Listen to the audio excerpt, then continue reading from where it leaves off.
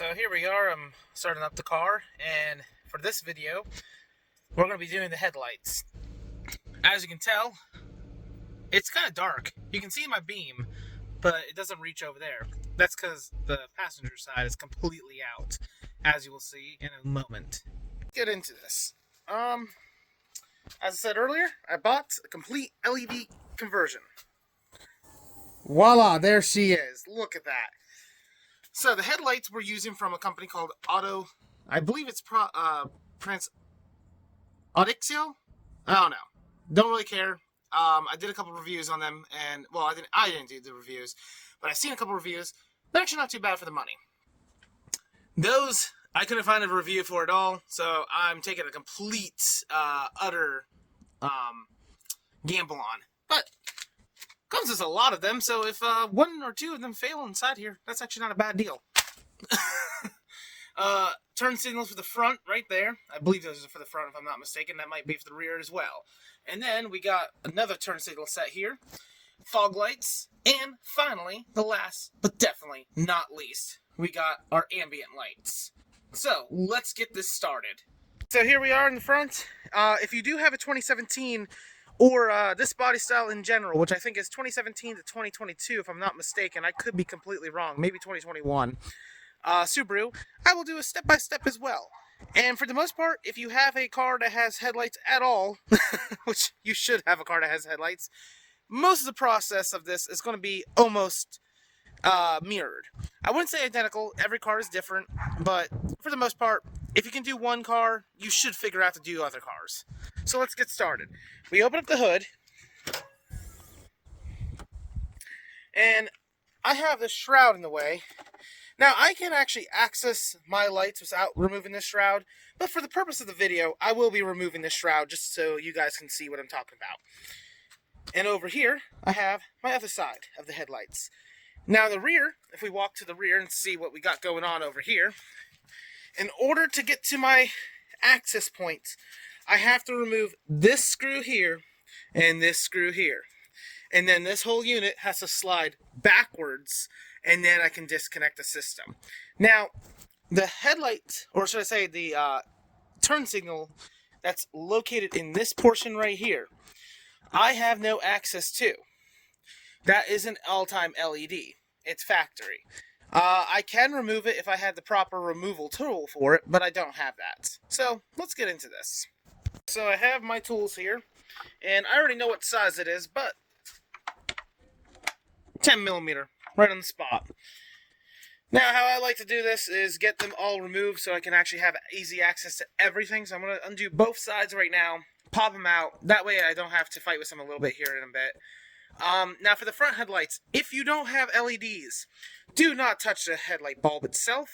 And if you were just using your headlights in general, don't touch the headlight bulb itself. It's going to be very hot. So, one thing I do want to say is, if you're replacing your factory existing headlights with a non-LED, so the factory already OEM replacement or a higher power OEM replacement, don't touch the headlight bulb. The oils that are on our hands, even though my hand is washed and clean, and it doesn't seem like there's any oil on it. Well, it does seem a little dirty now since I've been touching my tools. But you will cause the headlight to overheat. Well, it's not going to overheat. The oil is going to burn up and explode the bulb. Therefore, you spent money for nothing. LEDs don't have that same effect, so you can be a little bit more carefree with them. One of the many benefits of why I'm actually doing this. So, let's get into it. And like that, they're out. So I completely removed them. I disconnected them from this part here because I just want to make it easier for me to record this and film and show you what I'm doing. Now, as far as the front goes, let's get this shroud removed. Now, there's a specialty tool for this, but I don't have it at the moment because mine broke years ago. Actually, I don't think it broke. I don't know what happened with it. So, just like a normal screw, you start undoing these. And they pop to a certain point. And once you get it to this certain point, they should, just like that. Some of them are like little, come on, focus in. 1 second here, guys. There we go. So this is what this style looks like. There's a little piece in the middle that comes out. Come on. There we go. Little piece in the middle that comes out and spreads out so it locks in. Not a real screw, but it works for what the factory wanted.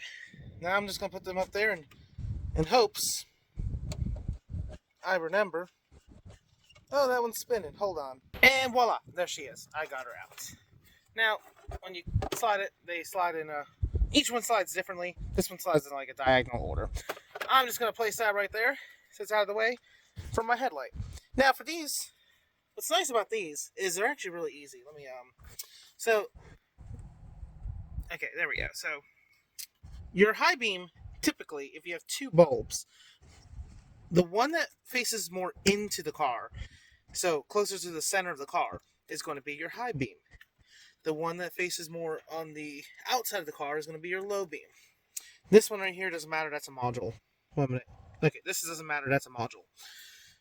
So, I'm doing this backwards, guys. Well, not backwards, I'm doing this upside down, so I can't see what I'm doing. I like to disconnect my wires. Come on.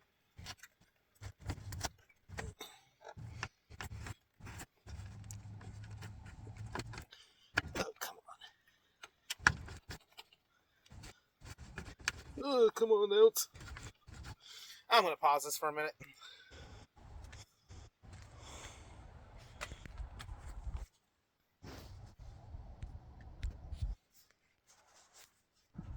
So after all that's done, I have my wires disconnected.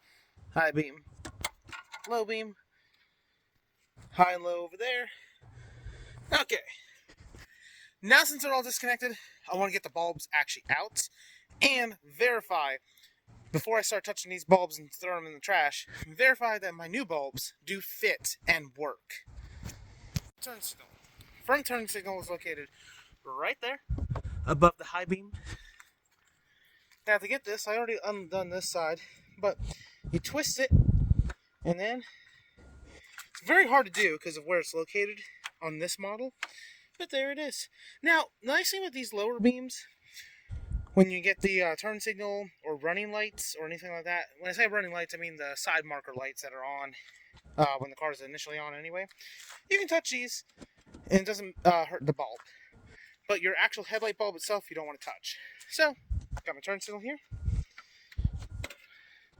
I want to try and get my... Sometimes it helps if I just press on it. Get it out. Voila! Now let's verify some of these bulbs. Okay, so I'm getting the fog lights. I already verified all the lights do in fact work. So the gated fog lights is exactly how your headlights work, just where your fog lights are. I could make this a lot easier on myself, but I'm choosing not to because I'm stubborn and stupid. And now these fog lights I actually bought not too long ago because I was originally not going to do an LED conversion. I bought the higher quality fog lights. You can tell by the silver tip that these are the silver stars. And now I'm not going to use them, which I feel really stupid. So I spent like $30 on these things and I'm not going to use them. But so for verification, when you're looking at these, obviously you want to put it inside, test it before you actually close up shop and call it a day. But here's the LEDs. So this one here, I can touch this, I can touch that. It's not going to affect anything. If I touch that bulb, it's done. It's garbage. Now, I do still have cars that can use this, like that car over there, my Ford. It will definitely use these. It has fog lights that use the exact same bulb. But mainly what you're looking for is making sure the connections are going to latch on and connect in. And you can tell that these are a lot... See, if that was a normal bulb, that would be bad. Also, you don't really want to damage your LEDs. They still can get damaged. But you can tell this is a lot nicer of quality. While it's not the most expensive LEDs in the world, it does a job. And it has this back portion here. This is where a lot of the magic happens whenever it gets a signal and turns it on and converts it into the electrical power that you need, because it uses a lot less energy to light up these bulbs than it does for this. So sometimes they don't run properly unless there's a load equalizer already built in, which is what this has. And I will fast forward when I'm done. Okay, so this bulb here is the turn signal for obvious reasons. Now, the way a Subaru has it is it latches on there pretty tightly. So, I did test this already on my other side, and they do work. don't be alarmed if your LEDs are bigger than your actual bulb. You can see this thing is actually massively huger than that. It will still work. So, you connect it in. Hear that click. Now, the reverse process is always fun to put these things back in because they don't ever like to go back in. Oh, wait, that one actually did like to go back in. Now, let me rinse and repeat on the... Okay. So, you saw me disconnect these. I'm going to get the high beams first because I hate having to reach where I can't see. High beam. I like to use a little plastic baggie to keep them good because even though I'm not going to be using them, I have some other cars and I like to help friends out every now and then. So, there's still a good bulb if somebody needs them. And, pause it. So, as you know, this is a headlight. Now, luckily, the company I bought it from already marked which one it is. Actually, these are the high beams. I'm sorry. Already marked what it is. H11, which is my low beam setting.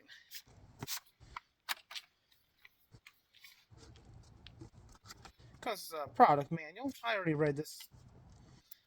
But you get them out. Again, you can touch these ones. These are fine if you're doing an LED conversion. Now, these go in really nicely and easily. So you just put them in, line it up, wait till it slides in, and then clockwise until you hear a click. Well, you didn't really hear a click, and that's fine. Get your connector, line it up, click in, boom. Now we're going to test to make sure it works.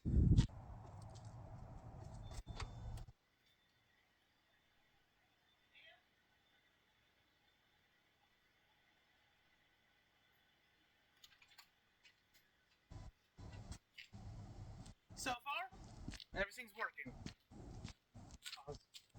Now we're getting the high beams, which are located more towards the middle of the car. Open up your package. Oh, that's actually really nice. I wasn't expecting that. So this one actually comes with some extra O-rings, because each car does have different sets of O-rings. So I took mine off and I wanted to verify. Luckily, the O-rings that I have on here match the O-rings that are on here. But these are still really good to keep because it comes with a spare set right here. If this O-ring would ever go away and water gets inside the bulb, that's not good, even if you have LED. So, we will keep these for backups. Take your bulb out, and just like it is my low beam side, place bulb inside, give it a turn, make sure that's tight, grab your connector, voila! Now I will rinse and repeat off screen over there. So, obviously, brake light, you got your turn signal here, and on the very bottom, you got your reverse. So, to get to your reverse one, super easy. Click. Get to your turn signal, super easy. Click. To get to your brake light, also super easy. It's actually back here. This portion here is already LED, and it has a tamper-proof bolt, so I can't get it unless I have the tamper-proof bolt extraction. Nice thing about these bulbs, every single one of them I can touch. First, we're going to start with this one. Actually, that one does look a little bit different than these, which means the back might not get a full LED conversion today. And that is what it is. The back is not going to get a full LED conversion today. Pause. So when I was online, I did do some research. This car has two styles of rear bulbs. This set here, and an identical set that goes from the front and back. Mine falls in the category that has an identical set. Some cars, even though they have the same make and model, have different bulbs. This is something that you might run into. So for me, luckily these still work, and until later, I won't have a full LED conversion. And that's fine. It's not the end of the world. Am I bummed out about it? Oh, 100% absolutely I am. But, could be worse. Trying to get these opened. And that was not a very nice opening. Oh, pause. Okay, actually, I'm a complete idiot, is what it is. Because I thought these So these are actually my turn signal for the rear. Oh, that's actually really nice. I like that. So we take these off and plop those in. Is that going to get a good connection? I don't know. Supposedly, that's a good connection. We take our brake light out, plop her over there.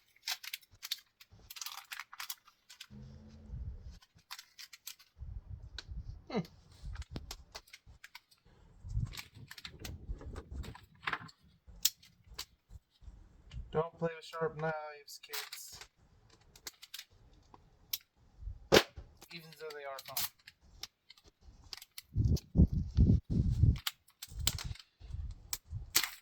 Just because you can stab somebody with a sharp knife doesn't mean you should stab somebody with a sharp knife. By the way, for legal and safety purposes, nobody should stab anybody with a knife. I was just making a joke. There's that. Got my one from my other side. Now this, I'm assuming, I gotta double check.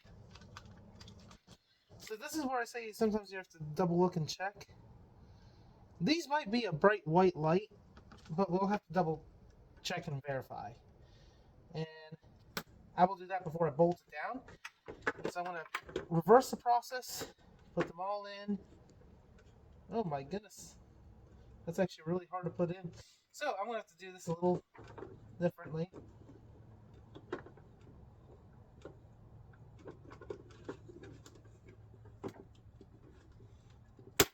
Ooh, that did not sound good.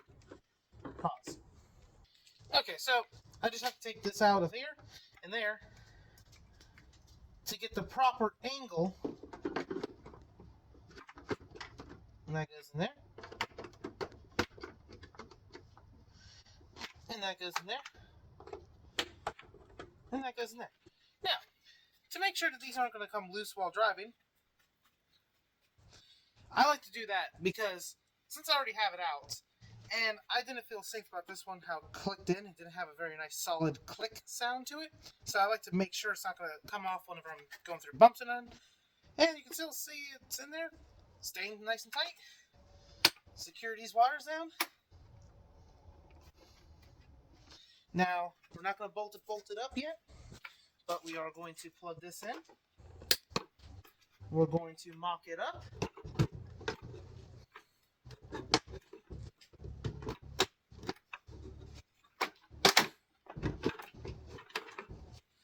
Sometimes it takes a little bit of a finesse.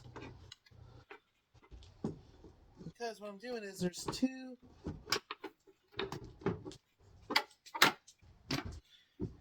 plastic pins and the guide slide. Now let's make sure this all works and test it out. Pause. My reverse lights don't want to come on. I gotta take a look at what's going on there. I might have to just put the regular bulb back in for now and try something else. This is something that you might have an issue with if you're ever doing a complete conversion. I kind of knew that something was going to go wrong. Not too happy about it.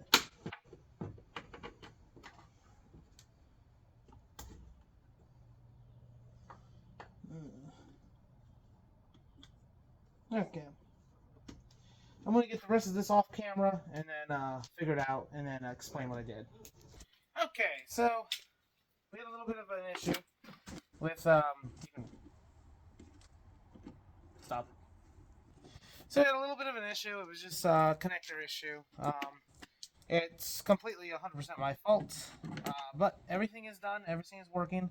I will get a better footage of it at night so you can see the night and day difference of really what it is. Unfortunately, I never did a night and day difference of the back, but I can compare it to my other car. This car does not need a load equalizer, so I never had to put in a load equalizer or do a new relay because the relay that I have is LED compatible already in this car. But if you have another car like that's older, you would have to either put on a low resistor, not a big fan of doing it that way, or just get an LED that's compatible with get a relay that's compatible with LEDs. I'm gonna button down this all, clean up my mess, and then take a final shot. Most importantly, now we gotta double check and make sure everything is 100% good. That over there is good. That over there is good. Close the hood. And now, final test. But I will show you guys at night, because you're not going to be able to see it all right now. So we are back, and this is what the new headlights look like. Now, unfortunately, I do actually have hyper flashing. I won't be fixing that in this video, but in a later video I will be fixing it. All I need is to get the relay. Apparently whenever the car is not actually turned on, and what I mean by that is like the engine running, it doesn't have hyper flashing, so the car doesn't recognize it. But when it's actually running in drive and the car engine's actually turned on over, it does have hyper flashing. So here is the base low beam.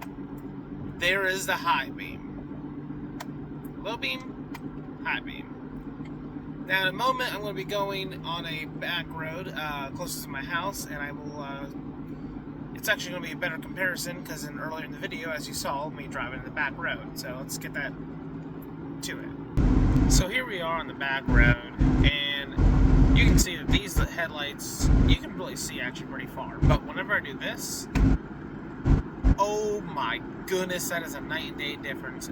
My high beam before was, I would say, about half that. And my low beam before was only about probably, I don't know, quarter of that. Now when I had both headlights working, I would say it was probably like a third of that. But this is a great upgrade. Now I want to go in the back alley that I have to show you better. And so there's no lights at all. Okay, so back here, there is no lighting. And you can see that is good as is. But that is just like a straight beam. This is the, obviously the best modification I've done to this car. Well, second best modification I've done. My brakes were a lot better. But, as far as like ones that I can actually, get more use out of, yeah, I would say that this is, they're both equal. Let's go take a look around the car. Let me get it apart. And here we are at the outside of the car, and that looks absolutely stunning. I wish that it took a better photo with the lights in its face. Oh, now that's something that I did that's my bad. This here must have popped out, which actually we could probably take a look at it. But you know what? I can take a look at that later. That's fine. That's not bothering me too much. But let's make sure all our lights. Yeah, that looks really good. I would love to show you guys the reverse lights as well, but I don't have extra hands at the moment. But that's it, guys. You guys have a wonderful rest of your day when you're watching this. Bye.